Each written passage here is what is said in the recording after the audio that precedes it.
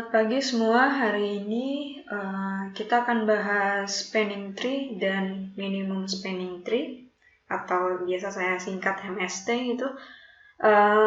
Spanning tree dari sebuah graf itu subgraf yang berupa pohon atau bagian dari graf tersebut yang berupa pohon.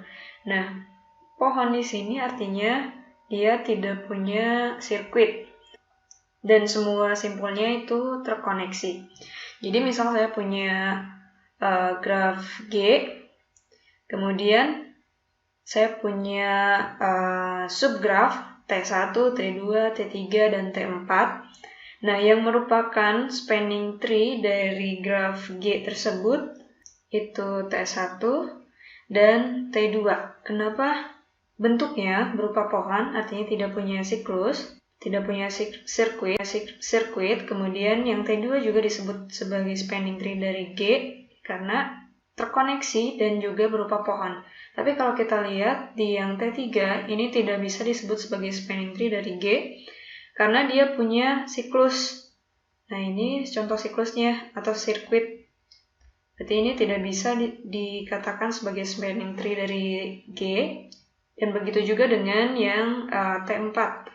T4 ini tidak bisa dikatakan sebagai spanning tree dari G karena ada satu simpul yang tidak terkoneksi atau terisolasi.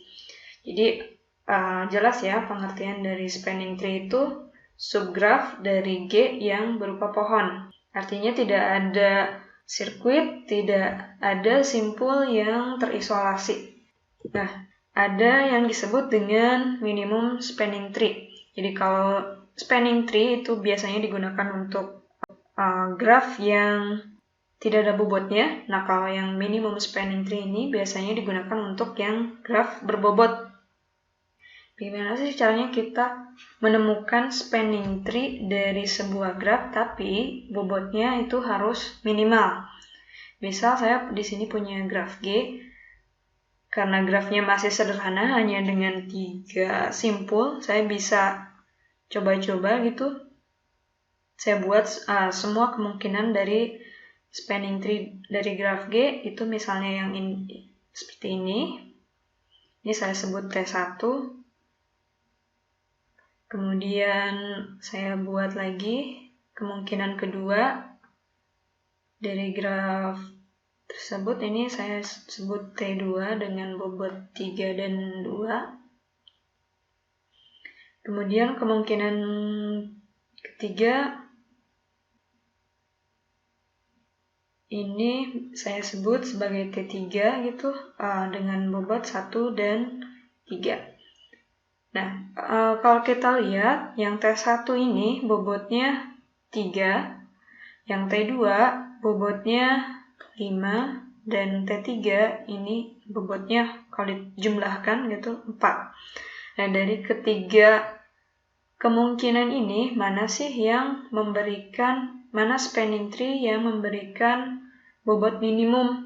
Nah, kalau kita lihat kan kita bandingkan 3, 5, dan 4, tentunya minimum spanning tree dari G itu adalah T1 gitu karena bobot totalnya minimum.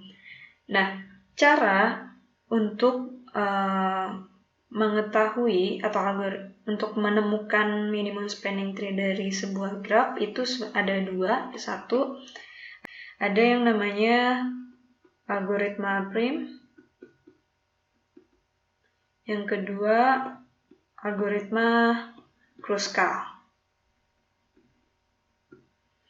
Nah, nanti akan saya jelaskan di video berikutnya.